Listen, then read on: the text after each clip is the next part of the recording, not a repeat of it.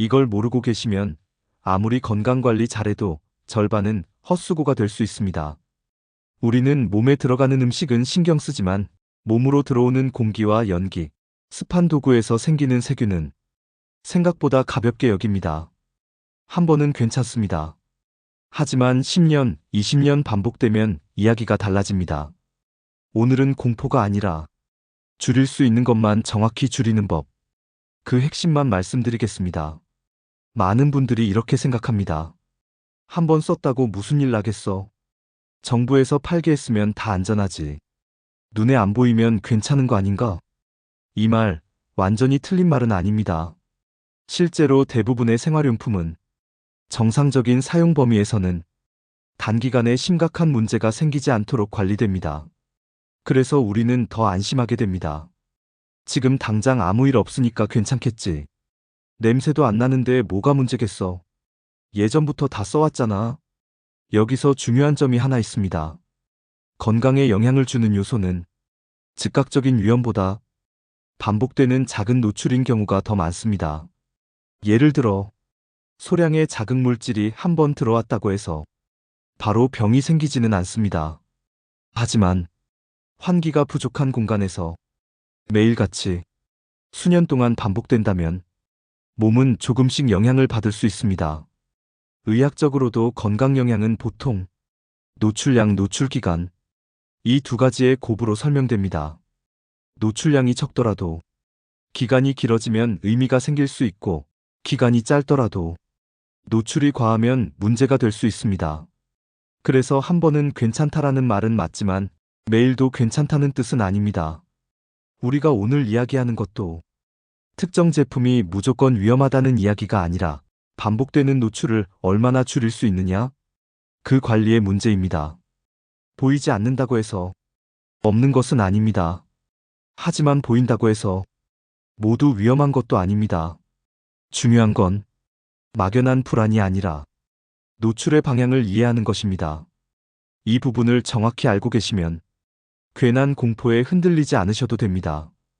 우리는 보통 독성이라는 말을 들으면 즉각적인 중독이나 응급 상황을 먼저 떠올립니다. 갑자기 쓰러지거나 강한 통증이 오거나 바로 병원에 가야 하는 상황 말입니다. 그래서 이렇게 생각하게 됩니다. 지금 괜찮으니까 괜찮은 거겠지. 몸에 이상이 없는데 뭐가 문제야? 하지만 현실의 건강 영향은 우리가 상상하는 모습과 다른 경우가 많습니다. 대부분의 문제는 극단적인 고농도 노출이 아니라 낮은 농도, 반복 노출, 수년 이상 지속, 이 구조 안에서 서서히 나타납니다. 눈에 띄는 사건이 아니라 조용히 누적되는 변화에 가깝습니다. 그래서 더 오해하기 쉽습니다. 지금 아무 일도 없기 때문에 앞으로도 아무 일 없을 거라고 자연스럽게 연결해버리는 것입니다. 하지만 인체는 작은 자극이 계속 반복되면 조금씩 반응을 바꿉니다. 염증이 늘어나거나 산화 스트레스가 쌓이거나 회복 속도가 점점 늦어질 수 있습니다. 이 과정은 하루 단위가 아니라 연 단위로 움직입니다. 흡연도 그렇습니다. 과음도 그렇습니다. 하루 피웠다고 바로 병이 생기지 않고 하루 술 마셨다고 간이 망가지지 않습니다. 문제가 되는 건 강도보다 기간입니다. 오랜 시간 반복되면서 몸의 균형이 서서히 흔들리는 것, 그게 핵심입니다. 그래서 우리는 극단적인 위험만 피하려고 하고 생활 속의 작은 노출은 대수롭지 않게 넘기는 경향이 있습니다. 이 오해가 생긴 이유는 단순합니다. 위험은 크게 나타난다고 믿지만 건강 변화는 대부분 조용히 진행되기 때문입니다. 오늘 이야기의 방향도 마찬가지입니다. 무섭게 만들자는 게 아니라 눈에 잘 띄지 않는 반복 구조를 이해하자는 것입니다.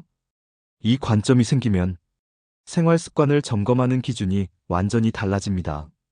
우리가 조심해야 할 것은 막연한 독성 공포가 아니라 이미 여러 연구에서 반복적으로 언급되는 생활 속 노출 구조입니다. 1. 밀폐된 공간에서의 연소. 고체 연료나 알코올 기반 연료를 태우면 연소 과정에서 소량의 휘발성 유기화 합물 VOCs, 미세입자, 일산화탄소 등이 공기 중으로 나올 수 있습니다. 대부분의 일반 소비자용 제품은 급성 중독을 일으킬 수준으로 판매되지는 않습니다. 즉, 정상 사용으로 바로 쓰러질 위험은 매우 낮습니다. 하지만 문제는 환경 조건입니다.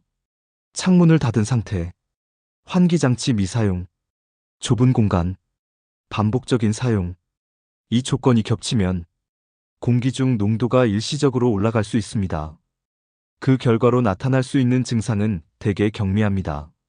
눈 따가움, 두통, 목 자극, 답답함. 이런 증상은 위험 신호라기보다 환기가 필요하다는 몸의 반응에 가깝습니다. 따라서 핵심은 단순합니다. 가능하면 실내보다 실외 사용. 사용 중에는 창문 개방 또는 환기장치 가동. 사용 후 일정 시간 공기 순환. 제품을 두려워할 필요는 없지만 공기 흐름을 관리하는 것은 중요합니다.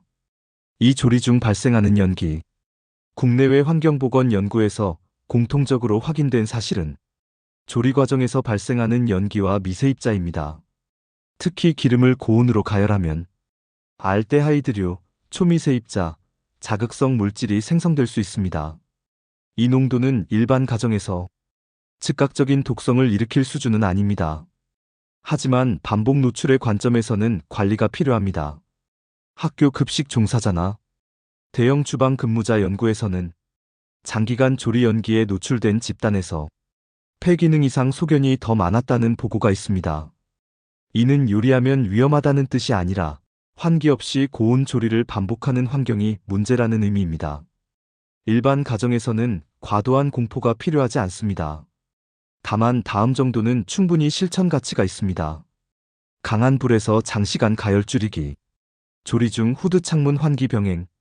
한 번 탄 기름 반복 사용 최소화. 기름이 연기를 내기 시작하면 온도 낮추기. 이 네 가지만 지켜도 노출량은 상당히 줄어듭니다. 삼습한 주방 도구 관리. 수세미, 나무도막 행주는 화학적 독성보다 미생물 증식 문제가 더 중요합니다. 습기가 남아있는 환경은 세균이 증식하기에 매우 좋은 조건입니다. 특히 음식 찌꺼기가 남아있으면 세균 수가 빠르게 증가할 수 있습니다. 이는 장염이나 식중독과 같은 감염 위험과 직접적으로 연결될 수 있습니다.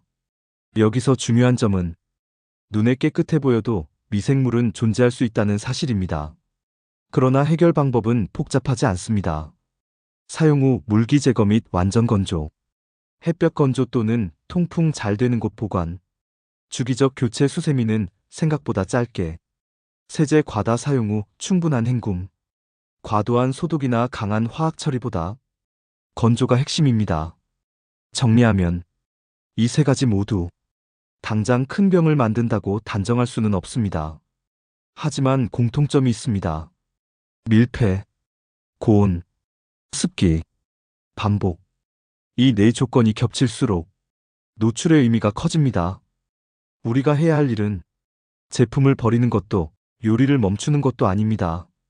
단지 공기 흐름을 만들고 과열을 줄이고 습기를 없애는 것. 이 정도면 충분합니다. 오늘 내용의 핵심은 단 하나입니다. 완벽히 피하려고 하지 말고 줄일 수 있는 노출만 줄이자. 우리는 종종 건강 정보를 접하면 두 가지 극단으로 가기 쉽습니다. 전혀 신경 쓰지 않거나 지나치게 불안해하거나. 하지만 실제로 필요한 건 극단이 아니라 조절입니다. 생활은 계속되어야 하고 요리도 해야 하고 도구도 써야 합니다. 다만 작은 습관을 더하는 것입니다. 실내에서 연소 제품 사용 시 반드시 환기.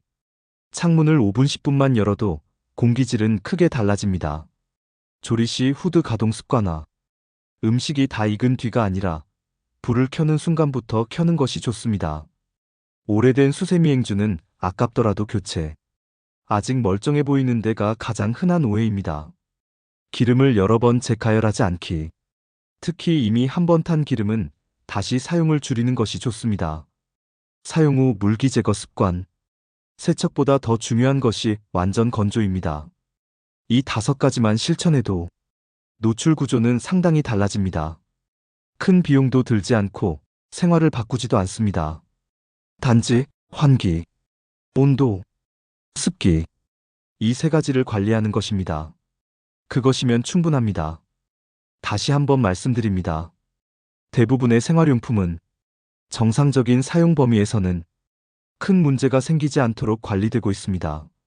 지금까지 써오셨다고 해서 갑자기 걱정하실 필요는 없습니다. 건강은 하나의 독성 물질 때문에 무너지는 경우보다 오랜 생활 습관의 합으로 결정되는 경우가 훨씬 많습니다. 그래서 중요한 건 공포가 아니라 방향입니다. 하나를 완벽히 차단하는 것이 아니라 조금씩 줄이는 선택을 반복하는 것. 오늘부터 기억하실 건 두 가지입니다. 공포 대신 관리, 불안 대신 조절. 우리는 위험 속에 사는 것이 아니라 관리 가능한 환경 속에 살고 있습니다. 이미 음식도 챙기고 건강 정보도 찾아보고 이 영상을 보고 계신 것 자체가 충분히 노력하고 있다는 증거입니다. 완벽하지 않아도 괜찮습니다. 조금만 더 정리하면 됩니다. 여러분은 이미 충분히 잘하고 계십니다.